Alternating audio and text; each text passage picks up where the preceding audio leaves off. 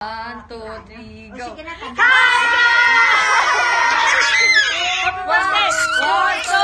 Hi, hello guys. Ayan, late upload tayo ng ating pagbisita sa ating cemetery. Ayan, nagbisita kami ni Nars at saka ng aming Oniko Iho. Namasyal kami kay lolo niya sa cemetery.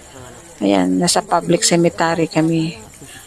Ayan, matagal na yan pero hindi ko nai-edit. Kasi hindi kaya. Hindi kaya. At saka na-edit ko na siya pero nagka-copyright siya dahil sa background music ko sa aking editing app. Yun naman ang ginagamit ko for almost 2 years na guys. Pero ewan ko ngayon, hindi na tinatanggap ni Lolo. Inaabandon na niya na. Matagal ko na yan ginagamit. Tapos nag-try ako sa ibang editing app. Ganon din. Nakapula. Ewan ko. So, hindi naman ako marunong mag-edit mismo sa YT. Ano ng YT kasi may memo na pwede kang mag-edit sa YT. Gamitin yung mga music nila. Hindi naman ako marunong doon. Ewan ko ba. Kaya ang hirap walang background. Kailan ko pa yan na-edit pero hindi ko maipost-post dahil post ko, i-delete ko ulit.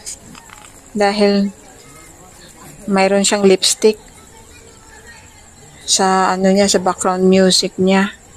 Ang boring naman pag wala siyang background guys, na ipopost mo lang na kasi wala namang background na maganda. Ayan. Kaya ayun. Ayan, public cemetery ng aming distrito. Dito sa Iloilo City. Ayan. So marami kaming bibisita, marami kaming binisita. Ayan. Kaya ikot-ikot kami. Ikot-ikot kami at saka bisitahin yung mga hindi pa nabisita. Gabi kami pumunta kasi hindi ko kaya yung init sa araw. Kaya gabi kami nag-ikot.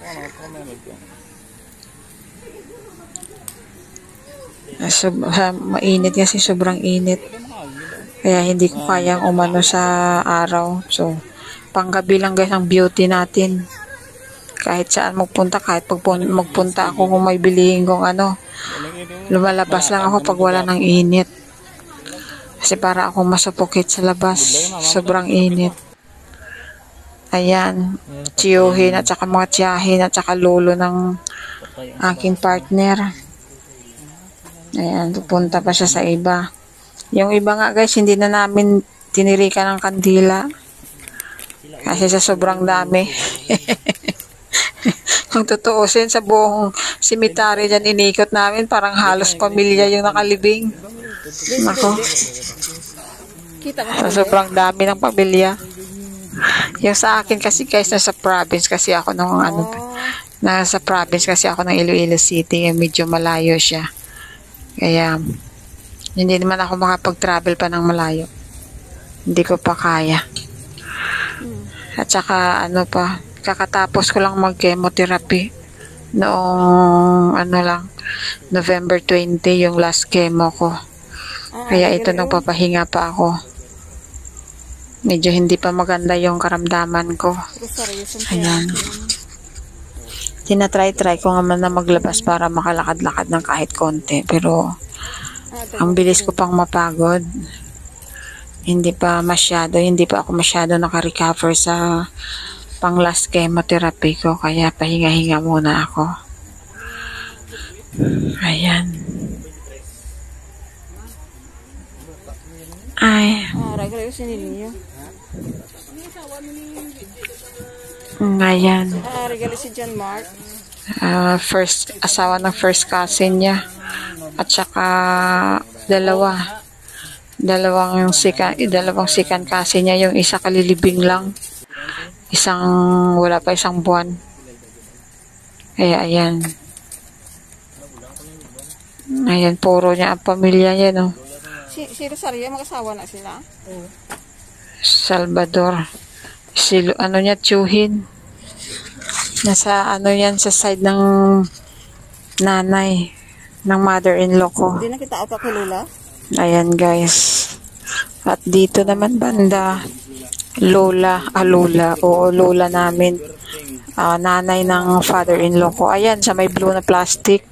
Nasa pinakailalim siya. So, hindi na siya nalulunod palagi si lola pag nagbaha dyan. At saka ayan, yung tinitirikan.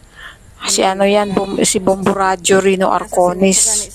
Yung inasasi noon sa restaurant. Matagal na, ilang years na. Nakalimutan ko kung kailan siya namatay. Inasasi niyan siya. Si Bomborino Arconis ng Bomboradyo. Ayan. At saka lahat ng pinapatungan na yan, puro pamilya. Ayan, public, Mandurrio Catholic Cemetery, public cemetery. Ayan guys, thank you sa mga suporta ninyo. Maraming salamat. Mag-ingat ang lahat. God bless. See you in my next vlog.